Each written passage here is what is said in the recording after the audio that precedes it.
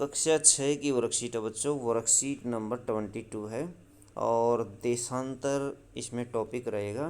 तो देशांतर के बारे में स्टडी करेंगे, अक्षांश और देशांतर रेखाएं। तो बच्चों ये देखिए, चित्र देखिए, ये पृथ्वी का चित्र है।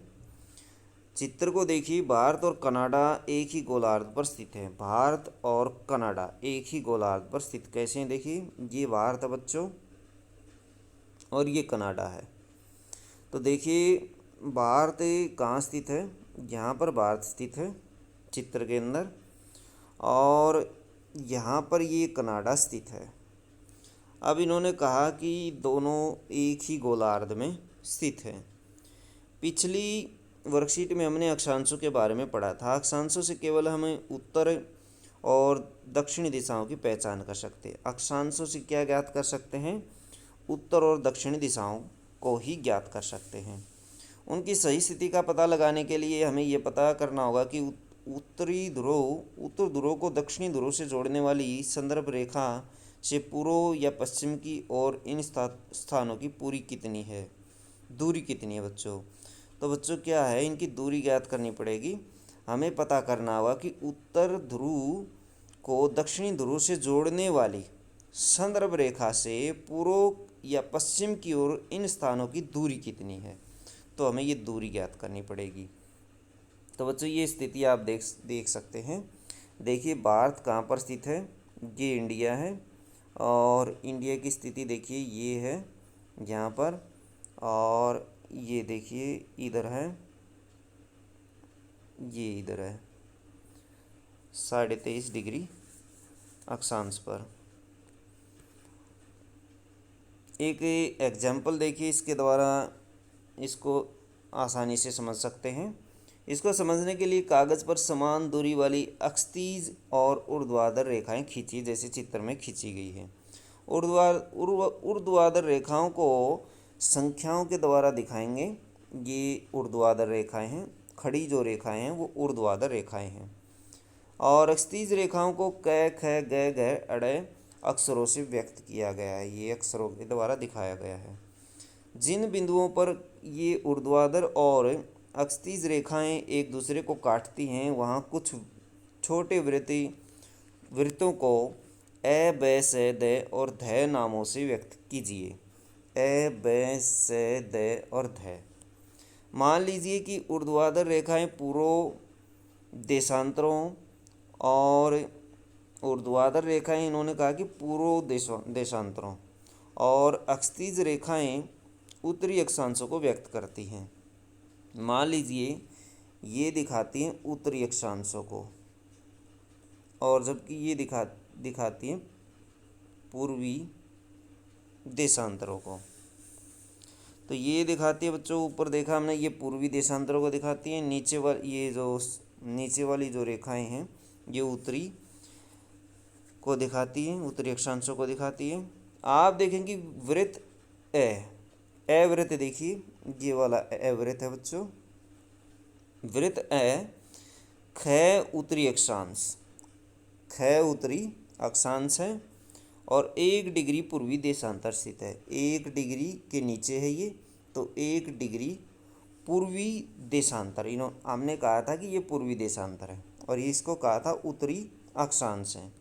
तो बच्चों ये उत्तरी अक्षांश है इस तरह से, और ये ऊपर से नीचे पूर्वी देशांतर हैं। इसलिए ए की स्थिति क्या हो गई? उत्तरी तो अक्षांश हो गया बच्चों, और पूर्वी देशांतर हो गया 1 डिग्री। तो इस तरह से स्थिति ज्ञात कर सकते हैं। अन्य वृत्तों की स्थिति ज्ञात करेंगे। देखिए, अन्य वृत्तों की स्थिति, जैसे हमें स्थिति ज्ञात करनी है ब की, तो ब की स्थिति, ब देखिए यहाँ पर है, तो इसकी जो स्थिति लिखेंगे हम, वो लिखेंगे उत्तरी अक्षांश है ये, घ उत्तरी अक्षांश।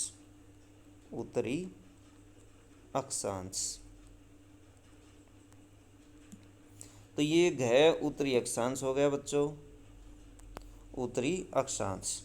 और भाई पूर्वी देशांतर देखिए कितने डिग्री है? ये भी 1 डिग्री, 1 के नीचे है, तो 1 डिग्री इसमें लिखेंगे, 1 डिग्री पूर्वी देशांतर। पूर्वी देशांतर। तो ये दोनों स्थितियाँ लिखेंगे इसकी। अब स की स्थिति देखिए, स कहाँ पर स्थित है, तो स में थोड़ा सा अलग हो जाएगा बच्चों। कैसे अलग हो जाएगा, स यहाँ पर है तो स क्या है, ग उत्तरी अक्षांश, ग के सामने ये उत्तरी अक्षांश,